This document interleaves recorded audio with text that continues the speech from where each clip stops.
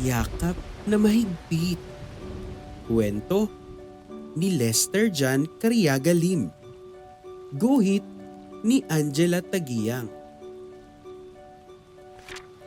Ang Pilipinas ay nakararanas ng humigit kumulang 20 bagyo kada taon.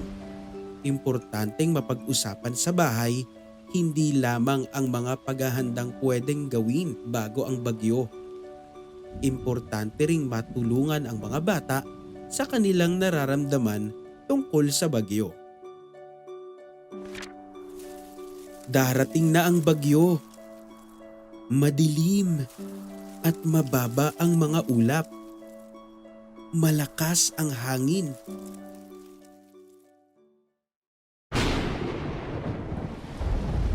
Nagsimula na ang ulan. Matatalas na kidlat at tumuugong na kulog. Itay! Nakakatakot!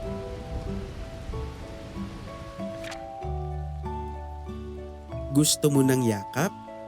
Tanong ni Itay. Opo, sabi ko. Yakap na mahigpit, yakap na mainit. Nandito lang ako, laging kasama mo. Nawala ng kuryente, kay dilim-dilim.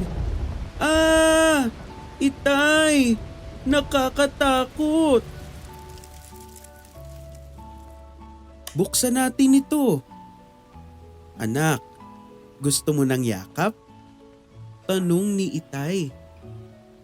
Yakap na mahigpit, yakap na mainit. Nandito lang ako, laging kasama mo. Nakakawala ng takot ang yakap ni Itay. Ligtas kami sa loob ng bahay. Itay, hindi na po ako natatakot.